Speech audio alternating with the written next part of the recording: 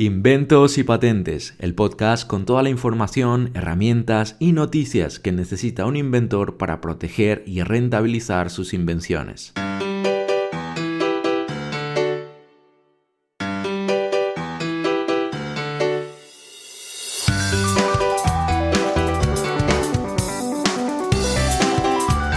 Muy buenos días y bienvenidos al episodio número 10 del podcast Inventos y Patentes. Otro martes más aquí con todos vosotros para hablar acerca de patentes, de inventos y de cómo rentabilizar las invenciones. Estamos encantados de estar aquí, hemos llegado aquí a la primera decena de episodios y con el apoyo que nos estáis dando tenemos ganas y fuerzas de seguir cada martes a las 7 de la mañana a seguir compartiendo este tipo de información con vosotros. Muchísimas gracias por los correos que nos estáis enviando y por todo el apoyo. Hoy vamos a hablar de un tema que nos encanta porque si algo nos gusta mucho en esta agencia es desmontar los mitos, es decir, aquellas cosas que se creen que son verdad pero que en realidad tienen un fundamento completamente falso. Así que hoy un mito de los más populares diría yo, y lo vamos a desmontar aquí con vosotros, dejando la explicación adecuada, correcta, para que todos podáis entender perfectamente cómo aplicar esto en vuestro invento y en vuestro proyecto. Pero antes, como siempre, patentatuinvento.es, tu agencia de patentes y marcas. Tenemos aquí un grupo de expertos en diferentes aspectos relacionados con la protección. Cuando hablo de protección me refiero a lo jurídico, a la tramitación de los expedientes, tanto de patentes, marcas, diseños industriales, propiedad intelectual, etcétera. Y también para expertos en el área de marketing y todo lo relacionado con aquellos proyectos que pueden ayudarte, aquellas herramientas que pueden ayudarte realmente en tu proyecto para la comercialización de tu invención. Por lo tanto, si tienes una idea, tienes un invento y quieres proteger ese invento y ganar rentabilidad, ganar dinero con él, contáctanos, puedes escribirnos a info@patentatuinvento.es o envíanos también un WhatsApp, por ejemplo, al 634-175-892. Repito, 634-175-892. Estaremos encantados de escucharte, de atenderte y de asesorarte. Dicho esto, empezamos y entramos en materia, y estaba hablando de que es un mito bastante escuchado, y es que casi no pasa un día sin que alguien nos comente esto. Y la frase que siempre nos dicen es algo del tipo: bueno, oye, no sé si merece la pena realmente patentar el invento porque sé que cuando lo haga, pues alguien vendrá y dirá, bueno, pues yo en vez de poner 2 ruedas, pues pongo 3. O si yo he pintado el dispositivo en amarillo, alguien me lo pinta en rojo y se salta la patente. O cambia, si el objeto es cuadrado, alguien lo hace un rectángulo, pues ya se puede saltar mi patente. Porque claro, esto es así, ¿no? Y yo suelo preguntar, bueno, ¿y quién te ha dicho esto? ¿Dónde lo has visto?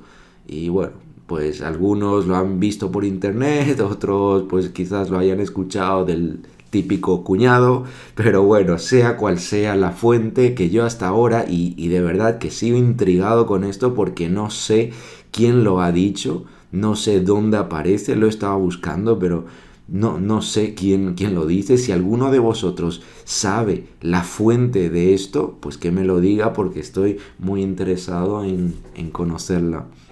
Ahora, la cuestión es que efectivamente, damas y caballeros, os digo oficialmente que esto es un mito. Esto es un mito, sí. Nada que ver con la realidad. Esto no es real. Esto es mentira. De hecho, si esto fuera así, si realmente cualquiera pudiese saltarse tu invención solamente haciendo un pequeño cambio, estaríamos ante una situación de desprotección completamente. Estaríamos desprotegidos, o sea, la ley no nos protegería adecuadamente. Yo creo que si eso fuera así, no habría una ley de patentes, no existiría, nadie patentaría, porque las empresas, ya no solo pequeñas pymes o emprendedores, sino porque las empresas grandes o incluso farmacéuticas o empresas del tamaño de Google o Apple u otras empresas tan grandes, ¿por qué siguen invirtiendo millones o cientos de millones en patentes? Pues por algo muy sencillo, y es que este sistema funciona. Ahora, oye, es cierto, yo no voy a decirte que no a lo que es cierto. Y si algo es cierto es que cuando estamos hablando de patentes, estamos hablando de conceptos que son interpretables, ¿no?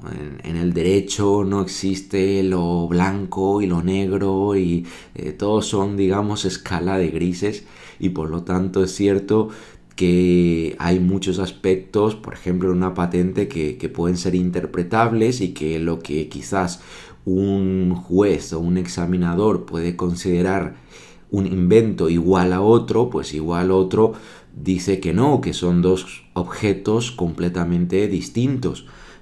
Existe esa subjetividad en el derecho, pero ya no solo en las patentes, sino en general en el derecho. Por eso puede pasar que en un conflicto, en un pleito de patentes, en primera instancia un juez diga que sí a algo, y en una siguiente instancia pues el otro juez diga lo contrario, dice que no.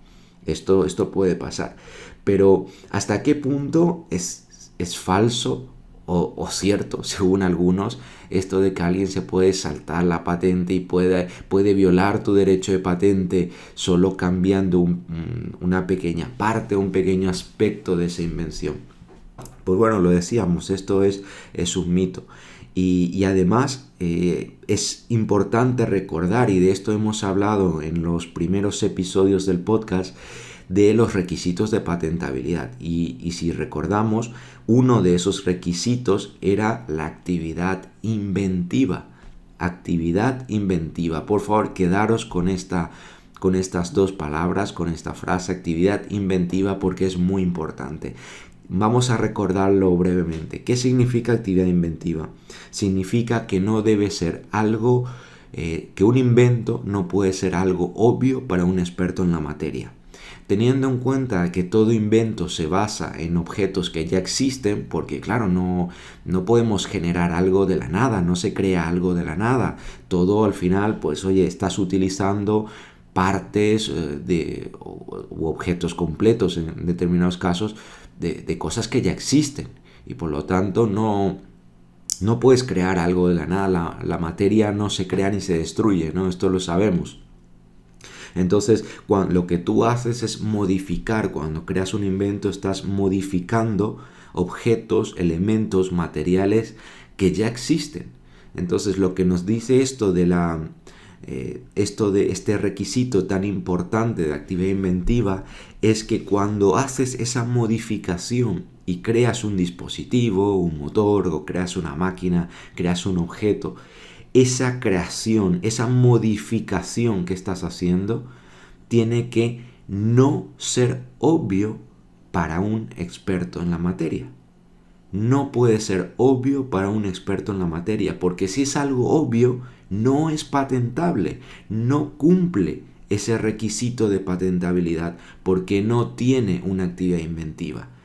Entonces, si yo cojo un objeto que es cuadrado y solo por un tema de diseño lo hago un poco más rectangular o un poco más circular, pero el motor, la máquina o el dispositivo es el mismo, hace lo mismo, tiene los mismos elementos, funciona igual, estamos ante el mismo invento. Estamos algo que puede ser obvio para un experto en la materia. No estamos ante un nuevo invento, y por lo tanto podemos saltarnos el invento de la persona que ha registrado algo parecido anteriormente. Porque esto, claro, se aplica tanto a una persona que quiere patentar en este momento su invento, como a otra persona que quiere pasar por encima del invento que ya es patentado.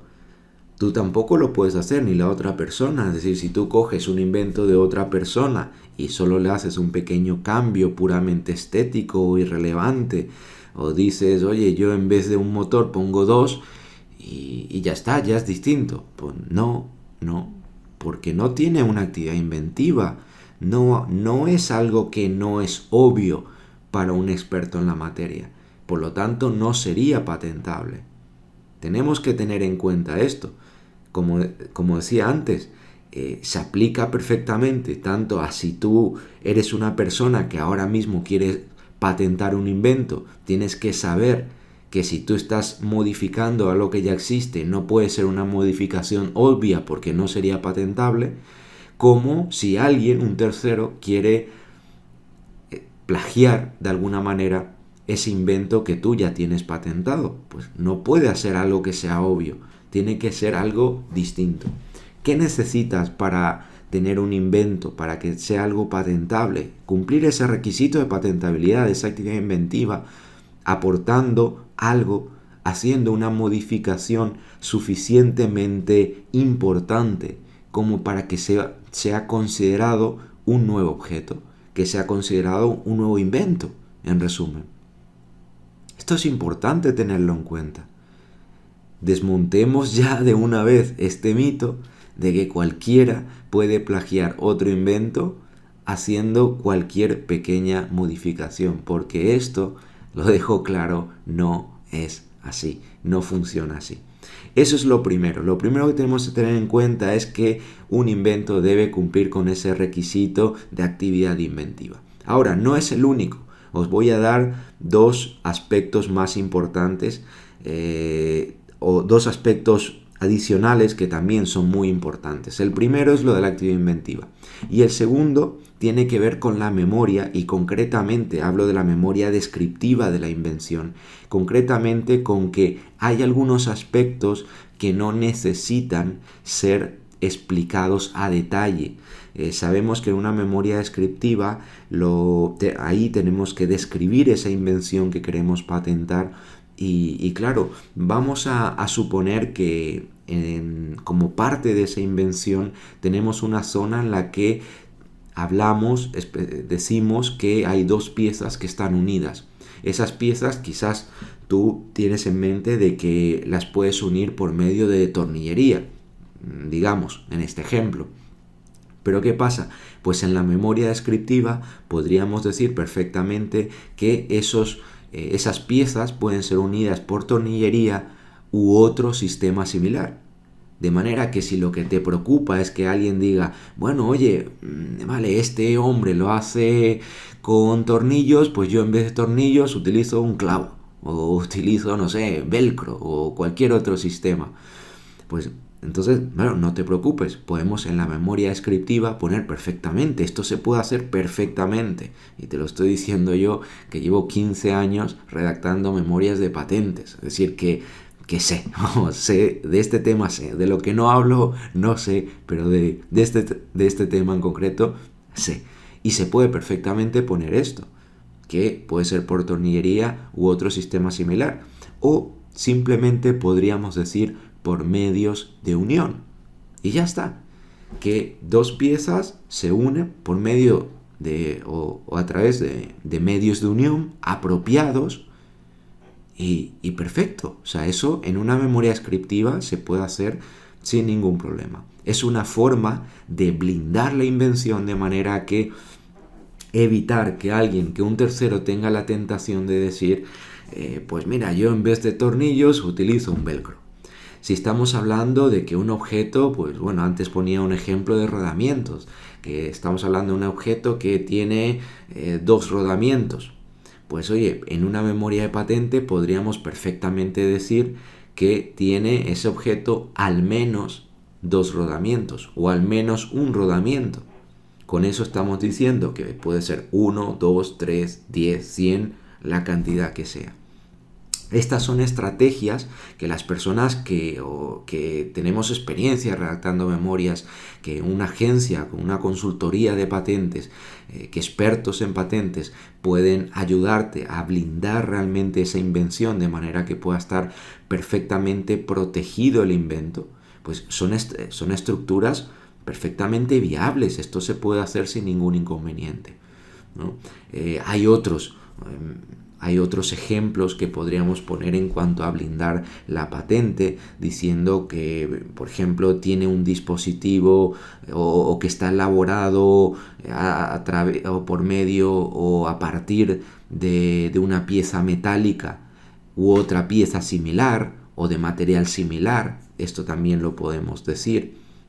Entonces, si nos ponemos en manos de personas que saben cómo blindar esa memoria de patente, no tendrás ningún inconveniente y no tendrás que preocuparte en absoluto de que alguna persona, que un tercero, venga y se salte tu patente y se quede tan a gusto. O sea, esto no pasa, de verdad. Entonces, tenemos en primer lugar lo de la actividad inventiva, que no es posible legalmente proteger algo que ya está patentado, que ya existe, a menos que la modificación sea suficientemente importante como para ser considerado un invento. En segundo lugar, tenemos que podemos jugar con frases, con palabras, para poder blindar la memoria de la invención, utilizando determinadas frases que no especifican demasiado determinados detalles del invento. Y luego, por otro lado, y como tercer punto, tenemos las variantes, porque en las reivindicaciones de una invención, que es en realidad la parte más importante de la memoria descriptiva, es esa parte en la que nosotros decimos en qué consiste nuestro invento, pues podemos poner variantes, podemos poner distintas realizaciones de un invento. Es decir, si no sabemos si un determinado objeto va a tener un sensor o tres sensores, bueno, podríamos utilizar la técnica mencionada antes, diciendo pues que tiene al menos un sensor, o podríamos poner reivindicaciones distintas, diciendo, bueno, en la realización 1 tiene un sensor, en una realización 2 o en una reivindicación 2 decimos que no tiene uno, sino que tiene dos sensores, o que tiene al menos 5.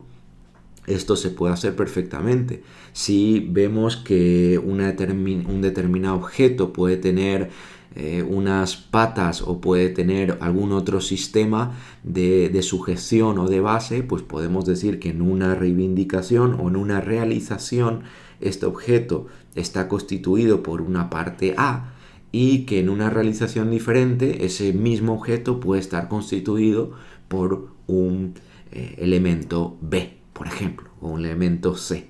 Esto es perfectamente viable, esto se puede hacer, esto es correcto, forma parte de la práctica convencional al redactar memorias descriptivas de invención.